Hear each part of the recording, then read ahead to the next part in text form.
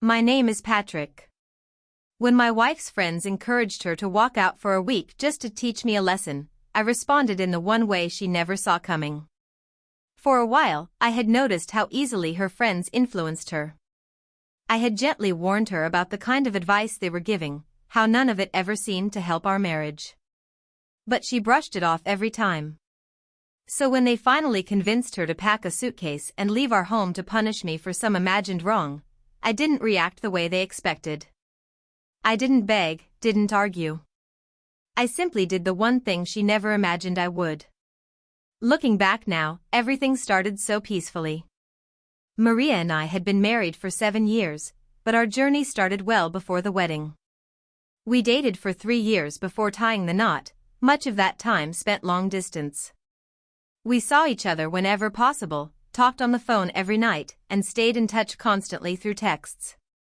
Oddly enough, we rarely argued. The physical distance never strained our bond the way it does for many couples. If anything, it heightened the excitement of our reunions. We believed that if we could survive years apart, we could handle anything together. What we didn't realize then was that love, even the deepest kind, doesn't fully prepare you for the day-to-day reality of living under the same roof. After our wedding, life changed in an instant. We moved in together for the first time. Suddenly we were sharing everything, one bed, one bathroom, one kitchen. I had lived alone for years before we got married, had my own habits, my own way of doing things. Now, every small decision required consideration for someone else. It wasn't unpleasant, just unfamiliar. It took some adjusting. Still, I embraced the changes and welcomed her into my life completely. I knew she loved me, too. Our bond felt strong and genuine. She had even uprooted her life and moved to my city so we could build our future together. That move wasn't easy, she was starting from scratch. I helped her look for jobs in the evenings, we'd browse listings, and I'd send her roles that matched her skills. Not long after, she was hired as a customer service representative at a bank. She was thrilled. She adapted quickly, and as expected, started building friendships with her coworkers. I was glad. I wanted her to find her own rhythm, to have her own world outside of just being my partner. That's the kind of marriage we had, nurturing, encouraging, full of belief in each other. We had talked before the wedding about not rushing into having children. The decision had come easily. We were both career-driven and agreed to wait a few years, save money, and enjoy our freedom while it lasted. And honestly, the plan worked. Maria did well at her job, and a few years in, she earned a promotion, head of customer care at her branch. To celebrate her achievement, I made reservations at her favorite restaurant. We enjoyed a full-course meal, and sometime between dinner and dessert, I brought up something I had been thinking about. I think we're in a good place now, I told her gently. Maybe we should start considering having a baby. She smiled, then quickly changed the subject. She suggested we focus on her promotion that night and celebrate her win. I let it go. It was her evening, and I didn't want to dim the moment. But what I assumed was a one-off deflection soon became a recurring pattern. Each time I brought up the idea again, whether during a quiet walk on a Sunday morning or while planning our year ahead, she dodged it. Sometimes she ignored it, other times she shut the conversation down with the same phrase, "Now's not the time." Initially, I blamed work pressure. I thought maybe she was overwhelmed. But as the months passed and her reaction became sharper, almost defensive, the concern grew. This wasn't hesitation anymore, it felt like something deeper. Like a silent refusal. What I didn't realize then was that this moment marked the first real fracture in our marriage. Then came the Tuesday that changed everything. That day, I finished work a little earlier than usual. I didn't let Maria know I was heading home. There was no reason to, it was just a regular day. But as I stepped through the front door, I walked straight into something I wasn't meant to see. Maria was in the living room with 2 women. One I had seen before, she had visited our home once or twice. The other was a stranger to me. They were laughing, clearly enjoying themselves. I greeted them politely. They nodded in return. Not wanting to intrude, I headed quietly to the bedroom. I wasn't trying to listen in, but the walls in our house are thin, and they weren't exactly whispering. At first, I tried to ignore it. But then, the conversation took a strange turn. One of them was proudly talking about how she had finally blocked her second ex-husband. She kept repeating that marriage was a trap and that she felt liberated now. The other woman, the one I didn't recognize, casually admitted she was seeing a married man. She laughed about it, even said the man's wife knew but was powerless to stop it. Then she claimed it was fate, as if the universe was aligning to give her what she wanted. I sat there, frozen. Listening. Stunned. And deeply disturbed by what I was hearing. I couldn't wrap my head around the fact that these were the women my wife chose to surround herself with. Their conversations weren't just cynical, they were laced with resentment, arrogance, and an odd sense of pride in sabotaging relationships. This wasn't casual girl talk or harmless venting.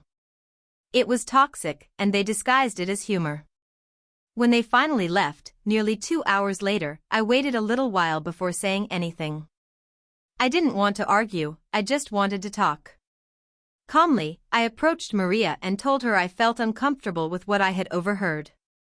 I explained that people who boast about broken marriages or proudly sleep with married men aren't exactly a healthy source of relationship wisdom.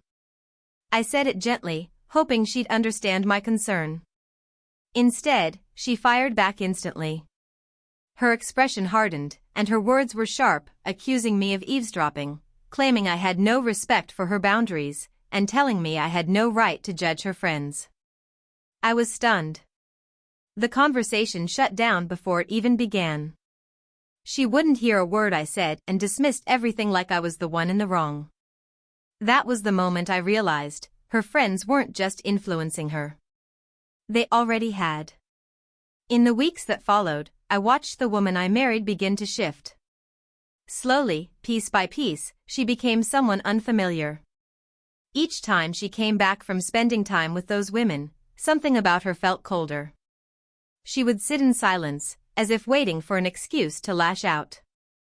Then, without warning, she'd accuse me of things that came out of nowhere, things she'd never said before. One evening, she told me I wasn't being the kind of man who leads. That hit hard, not just because it hurt, but because it sounded so rehearsed, like someone else's words coming out of her mouth. I could almost imagine the checklist they had given her, things to resent, things to question, things to weaponize. I tried to stay calm. I didn't want to jump to conclusions or make assumptions. But then came the night that made everything clear. She walked through the front door late, much later than usual, and I could smell the alcohol before she even took off her shoes. It was strong, unmistakable. That wasn't like her. Maria never went out drinking, let alone midweek. And I didn't need to guess who she'd been with. The reckless behavior, the late nights, the sudden shift in values, it all pointed back to that same circle of friends who treated irresponsibility like a badge of honor. I gently asked, "Hey, are you all right? This doesn't seem like you." But instead of talking, she erupted.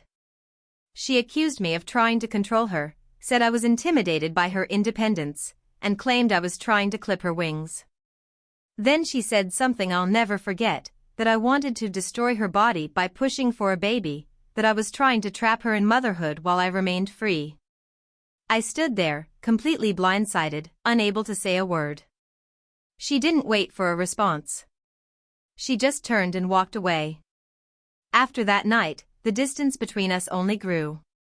We still lived under the same roof, but emotionally, we were galaxies apart. She'd leave for work without a single word, come home and head straight to the bedroom. If I tried to start a conversation, she'd barely respond either with one-word answers or complete silence. It felt like my existence annoyed her. I tried to give her space, hoping it was a phase, a temporary storm we could weather. But the silence stretched. Days went by. Then a week. And the chill between us became the new normal. The warmth that once made our home feel like a refuge had vanished. All that remained was tension and the quiet, sinking realization that I was slowly being pushed out of the life we built together. Then came the morning everything changed. The sun hadn't even risen yet. I stepped into the hallway on my way to the bathroom and caught sight of her by the closet, quietly zipping up a small travel bag. There'd been no talk of a trip, no mention of needing to leave. I asked, "Where are you going?" At first, she didn't answer, just kept folding clothes, placing them carefully into the bag. Finally, she said she was going to stay with a friend for a while. I asked, "Why?" Her response was calm but distant. She said our marriage wasn't working, and she believed some time apart would help us figure out what came next. She spoke like it was a logical step, like it made perfect sense. I stood there, struggling to process it. Sure, we hadn't been communicating well lately, but I didn't think things were beyond repair. I tried to reason with her. I told her every couple faces rough patches, and that distance wasn't the answer. I even suggested therapy, something we'd never tried. I said I was willing to do whatever it took to fix things if she was too. But she didn't budge. She shook her head and said we just needed a break.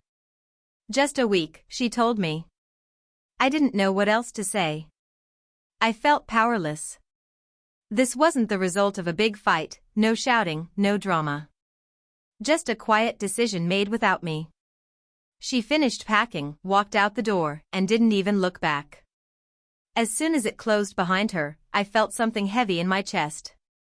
I couldn't pretend everything was fine. There was no way I could go about my day like nothing had happened. I called work and told them I wasn't feeling well. Thankfully, my manager gave me a couple days off. I spent most of that first day sitting in silence, replaying every moment, the fights, the warning signs, the slow unraveling. And the more I thought about it, the clearer it became, this wasn't just a break. It was part of a bigger pattern. A gradual withdrawal. A silent goodbye. I still loved her. I really did. But I couldn't unsee what she had shown me. If she could walk away this easily, if she wasn't willing to fight for us, even when I was, then maybe there was nothing left to fight for. I didn't want this ending. But that evening, I opened my laptop and typed into the search bar, "divorce attorney near me." It was a phrase I never imagined would be part of my life. But there it was, staring back at me like a final chapter one didn't choose, but could no longer avoid.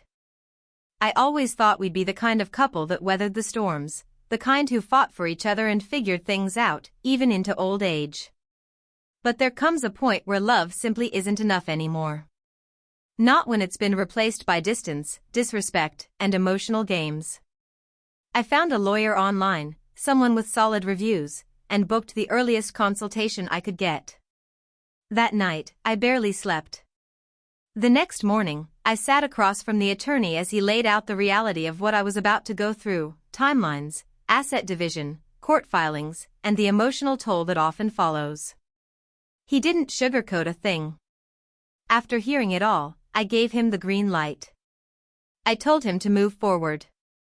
File the paperwork. 5 days after Maria left, she was served. Within a few hours, a message popped up on my phone. She insisted I was bluffing, said I was only doing this to guilt her into coming back. I stared at her words for a long while, then finally replied, "I'm not bluffing. This marriage is over." I didn't feel the need to explain myself anymore. I had spent years trying to hold things together. I was done justifying my pain. That evening, I came home from work exhausted. I hadn't even kicked off my shoes when I saw her standing in the living room. The moment our eyes met, she rushed over, as if part of her had hoped I'd still come home. Her voice trembled. "I didn't think you'd actually go through with the divorce," she said quietly. I said nothing at first. She kept going, her words frantic and filled with guilt. She begged me to withdraw the papers. Told me we could still repair what was broken, that we just needed a little more time. But something inside me had already turned off. I looked her straight in the eyes and said calmly, "The moment you walked out of this house without a second thought, that was it. This marriage ended that day. Then I walked past her. She didn't chase me. Not immediately. But later that night, I was sitting in the backyard trying to clear my head when she came out and quietly took a seat beside me. This time, there was no attitude, no defensiveness. Just silence, and then a confession. She admitted it was her friend's idea. They told her to leave for a week, that if she disappeared, I'd panic, come crawling back, and stop pressuring her about having a child. I couldn't help but laugh. Not because it was funny, but because it was so tragically foolish. She had actually listened to them. Well, I told her, congratulations. You're free now. Go be with your friends. Maybe they can hold your hand through the divorce too.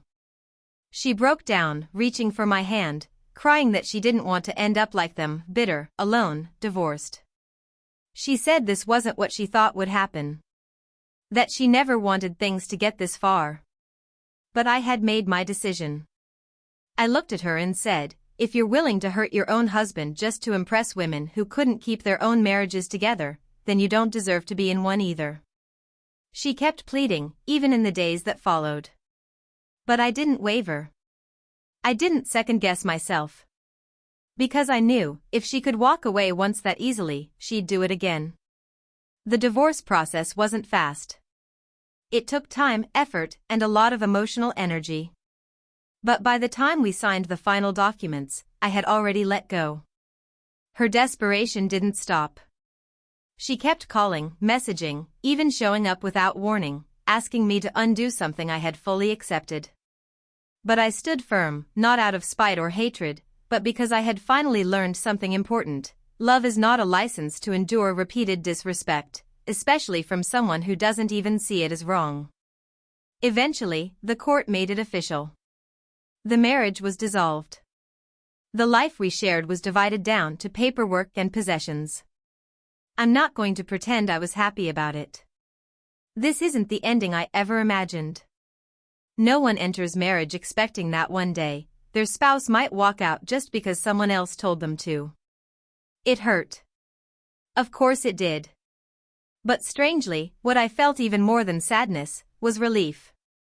I no longer had to come home to silence. To resentment disguised as normalcy. To a woman who let outsiders decide how she should treat her husband.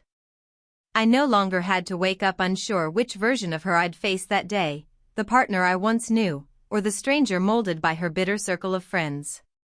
And if you're listening to this, maybe you've been through something like it, or you're living it right now, let me tell you, you're not crazy. You're not asking for too much. A marriage is meant to be between two people. Not 3. Not 5. Not an entire jury of friends feeding off drama and dysfunction. A partner who lets others poison your relationship doesn't deserve the commitment that comes with it. And when someone chooses influence over intimacy, believe what they're showing you, and protect your peace. Thanks for listening.